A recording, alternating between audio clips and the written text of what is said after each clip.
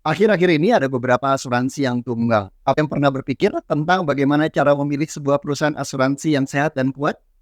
Pertama-tama, satu hal yang perlu kalian ketahui adalah tingkat solvabilitas. Ini adalah salah satu indikator kekuatan keuangan sebuah perusahaan asuransi. Pemerintah telah menetapkan tingkat solvabilitas minimal adalah 120% yang menunjukkan bahwa perusahaan tersebut punya cukup modal untuk menghadapi resiko-resiko yang ada. Jadi, pastikan perusahaan asuransi yang kalian pilih memiliki RBC atau rasio solvabilitas minimal 120%. Just info aja, Prudential punya tingkat solvabilitas di atas 400%, yang artinya jauh di atas batas minimal yang disyaratkan pemerintah.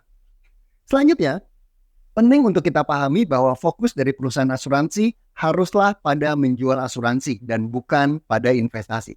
Kenapa demikian? Karena jika perusahaan asuransi terlalu fokus pada investasi, maka mereka bisa saja mengambil risiko yang lebih tinggi daripada yang seharusnya untuk mendapatkan keuntungan. Nah, ini bisa berdampak negatif pada kekuatan keuangan perusahaan dan kemampuan mereka untuk bayar klaim. Jadi, pastikan bahwa perusahaan kalian punya fokus yang jelas, yaitu adalah menjual asuransi. Kalau Prudential gimana? Saya pastikan bahwa Prudential sangat fokus untuk jual produk proteksi, terbukti dengan banyaknya jenis-jenis asuransi yang dijual. Yang terbaru adalah Pru Anugrah Syariah. Ini adalah asuransi jiwa yang memberikan perlindungan ekstra dengan premi terjangkau dan ada dana usia mapan juga yang bisa membantu keuangan nasabah di masa tua mereka. Nah, selain itu penting juga untuk melihat bagaimana perusahaan asuransi menjalankan bisnis mereka secara keseluruhan. Perhatikan, apakah mereka bayar klaim dengan baik atau tidak. Beberapa perusahaan mungkin tergoda untuk membayar klaim demi mendapatkan popularitas semata.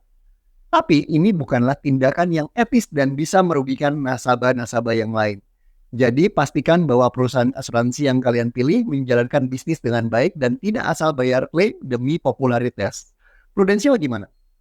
Masih ingat kasus beberapa tahun yang lalu yang rame tentang anak seorang selebriti yang tabrakan di tol. Dengan berbagai tekanan media dan pembentukan opini di masyarakat, Prudential tetap dengan keputusannya yaitu tidak membayarkan klaim karena nasabah terbukti melanggar hukum saat mengalami kecelakaan. Padahal kalau kita ngomong jumlah klaimnya tidak seberapa. By the way, hingga laporan keuangan yang terakhir nih Agustus 2023, Prudential sudah bayar klaim sebesar lebih dari 10 triliun loh. Banyak banget. Tadi, itulah beberapa tips untuk memilih perusahaan asuransi yang kuat. Ingat untuk selalu melihat, satu adalah tingkat rasio solvabilitas atau risk-based capital minimal 120. Pilih perusahaan yang fokus pada menjual asuransi bukan investasi dan pastikan bahwa perusahaan tersebut menjalankan bisnis dengan baik bukan hanya cari popularitas. Semoga informasi ini bermanfaat bagi kalian semua dalam mengambil keputusan yang bijak mengenai asuransi.